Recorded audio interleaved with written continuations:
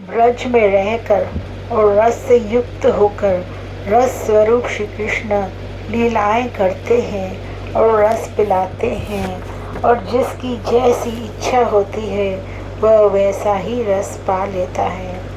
कभी श्री कृष्ण अपना ऐश्वर्य प्रकट करते हैं और कभी उसे छिपा लेते हैं। इस प्रकार वे ऐश्वर्य और माधुर्य दोनों प्रकार की लीलाएं करके ब्रज रस भर भर कर पिलाते हैं। नंद परम आनंद में डूबे हुए उनकी लीलाओं में लोभाए रहते हैं। वे उन लीलाओं के रस को पान करके श्री कृष्ण के कल्याण के लिए व्रतों का पालन करते हैं। एक दिन आनंद में डूबे हुए गाड़ियां लेकर गोपों के साथ नंद अंबिका वन में उत्साह सहित आए। वह शुभ शिवरात्रि का समय था।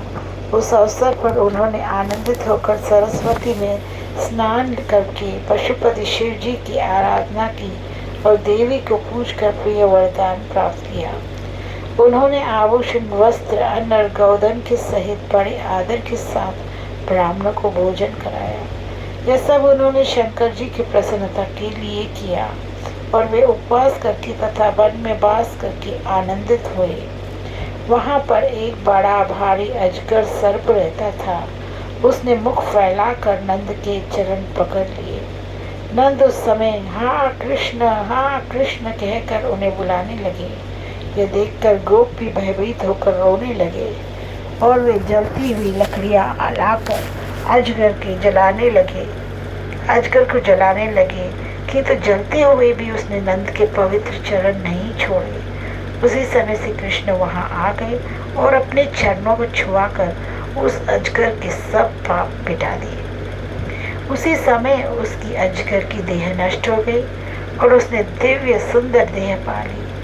तब वह प्रणाम करके श्री कृष्ण के सामने आया और उनके पूछने पर उन्हें बताया, हे श्याम सुंदर, मैं सुदर्शन नाम का विद्याधर था और विमान पर चढ़ा घूम रहा था।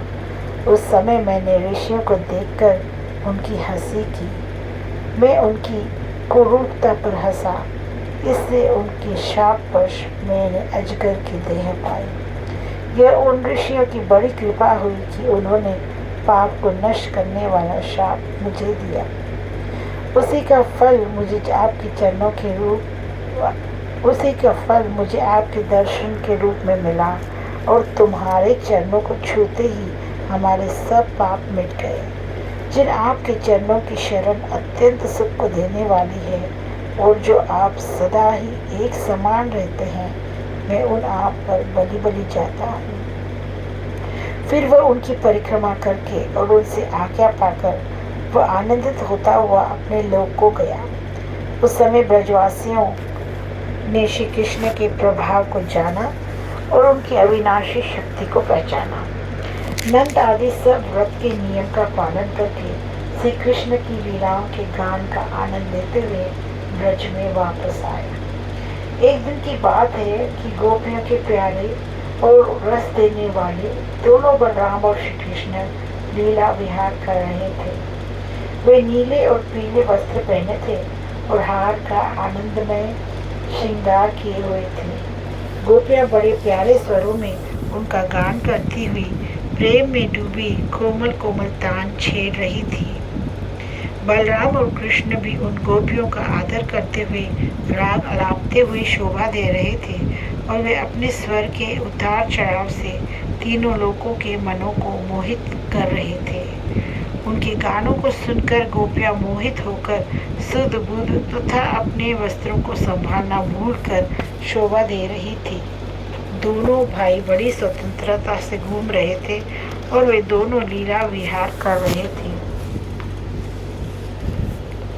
उसी समय यक्ष कुबेर का दास शंखचूड आया और वह गोपियों को लेकर उत्तर दिशा की ओर भाग गया। उसे परम शक्तिशाली भाइयों से भी कुछ भय नहीं लगा। गोपियां जो बलराम और कृष्ण पर क्षण प्रति क्षण बलिहारी जा रही थी, वे विलाप करके दुखी होने लगी और उनको पुकारने लगी। वे कहने लगी कि हे बलराम, हे हमारे जीवन श्री कृष्ण। इस पुकार को सुनकर गोपियों के सर्वस्व आए और उनको निर्भय करते हुए वृक्षों को उखाड़कर यक्ष के मारने का निश्चय किया। वो डरकर गोपियों को छोड़कर भगा। श्री कृष्ण ने उसका पीछा किया। उन्होंने उसे पकड़कर उसका सिर फोड़ दिया और उसकी मणि लेकर उन्होंने बलराम को दे दी। इस प्रकार से गोपियों का संकट दूर करके रमन बिहारी श्री कृष्ण ने उनके साथ विहार करके रस बहाया।